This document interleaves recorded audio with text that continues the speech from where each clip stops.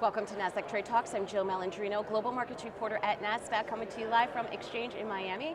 Joining me for this segment, we have Schroeder, QQQ Equity Product Strategist over at Invesco. We're here to discuss more ways to access innovative companies on Nasdaq indexes via Invesco's Innovation Suite. Paul, it's great to see you as always. Welcome back to TradeTalks. Yeah, thanks for having me, Jill. All right, before we get to the Innovation Suite, let's talk some shop here. What's been driving the performance in QQQ over the past week?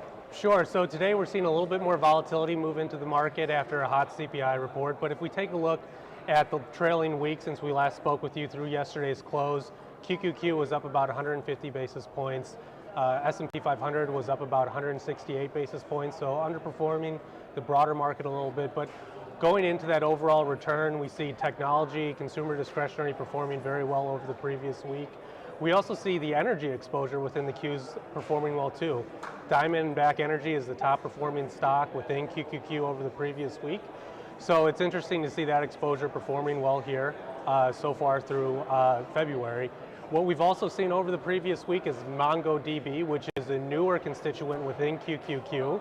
It joined QQQ in the December reconstitution, performed well, was up over 10% the previous week. And MongoDB, which is a name that I say isn't typically known by many individual investors, it's an infrastructure software company.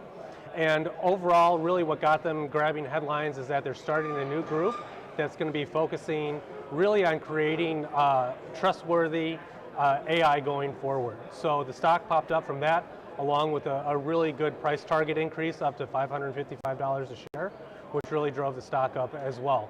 We also saw semiconductors perform well, which I think probably doesn't come as a surprise to investors. We saw NVIDIA perform very well, along with Intel.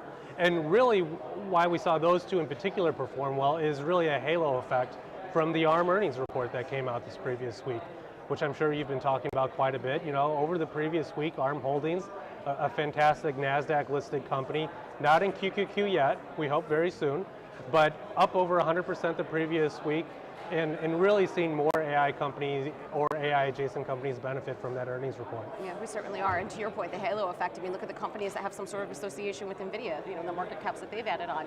Now that we've seen more of the QQQ constituents report earnings, overall, how do you think earnings season went? Sure, so a lot of focus that we have within NASDAQ 100 and a lot of questions we get from clients is really focused around these QQQ heavyweights, the large holdings within the fund. And what we've seen so far is that many of the QQQ heavyweights have already reported so far. Really the one outlier we're waiting for, which I think probably most investors are waiting for, is NVIDIA. They report on the 21st.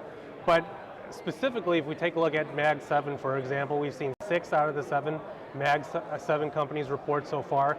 And on the whole, in my opinion, reports have been in line or have beat analyst expectations. A few that come to mind would be Meta. You know, Meta had a fantastic earnings report. They also announced their very first dividend, which will be 50 cents a share, being paid out in March, along with a massive share buyback program that they've been doing every so often. We also had Netflix, which isn't Mag 7, but they had fantastic subscriber growth this quarter as well. The other side of the coin, though, we had Alphabet report. And although they met expectations from earnings and revenue, they did miss on specific Google ad revenue. So investors were a little worried about that, and the stock pulled back a little bit. We also saw Tesla being probably the worst performer out of the Mag 7, down off of a miss on their earnings report, along with poor guidance going forward. And I think that's a common theme that we've seen this earnings season, where the rich are getting richer. Companies who have not only reported well, but also have issued good guidance and hitting on all those metrics are rewarded. They perform very well. You know, if we zoom out a little bit, we take a look at all the companies that have reported within QQQ. It's about 60% of the overall fund.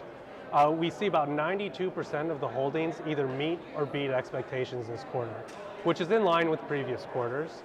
But I think the interesting thing that we've seen so far is that only about 40% of those companies that have reported have seen positive price movement the following day. So again, I think this illustrates that investors are very focused on how these companies are going to be reporting and performing going forward. Let's just get back to fundamentals and not necessarily be so focused on what the Fed is doing. Exactly. The Qs, they're part of the broader suite of ETFs that has continued to offer clients exposure to these innovative companies. Provide us with a quick recap of the different options that are within the innovation suite. Sure, so QQQ is obviously the headliner of the innovation suite. It's been around for 25 years in March, so we're very excited about that. But we launched the broader innovation suite back in October of 2020.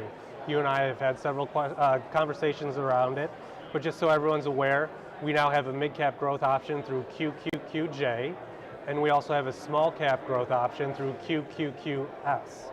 But I think the fund that has grabbed most investors' attention is QQQM, which also tracks the Nasdaq 100.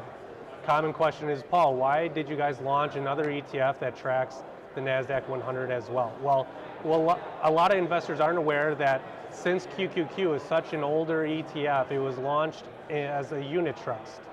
Very similar to a lot of ETFs launched in the late 90s, but it doesn't allow changes very easily to the structure. So we wanted to make some changes and really bring the wrapper up to speed to the times where we are now, 25 years later. So QQQM is able to reinvest the dividends of the underlying holdings, which gives it tighter tracking to the index of the Nasdaq 100. It also is able to participate in securities lending, which adds extra revenue into the fund.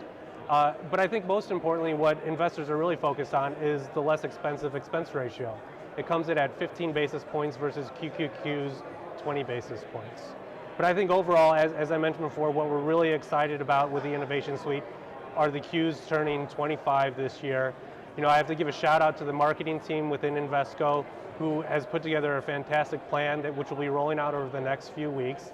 And it really couldn't be coming out at a better time. You know, we're coming off of really the best calendar year performance of the Qs, up nearly 55% in 2023. Obviously, very strong start to 2024. Last year we saw flows into QQQ and QQQM totaling about 15 billion. So far this year, they're totaling close to 10 billion. So we're still seeing that strength carry over to this year. And really, as I mentioned before, that short-term performance from 2023 really has been a longer-term performance story. And really it's been driven by fundamentals. If we take a look at earnings growth within QQQ over the past 20 years, the compound annual growth rate of QQQ earnings per share is about 15%, and that's nearly double that of the broader market of 7.7%. So it's something right now, especially when we're seeing thinner leadership across the board within the market, we like to bring the story back and say, hey, the Qs isn't just 7 names, it's 100 names of some of the most innovative companies in the world that really have changed the way that we live and have become household names. Quite remarkable, 25 years, Paul. We appreciate the insight as always. Thanks for joining us on Trade Talks, and thanks for joining me from Exchange. I'm Jill Malandrino, Global Markets Reporter at Nasdaq.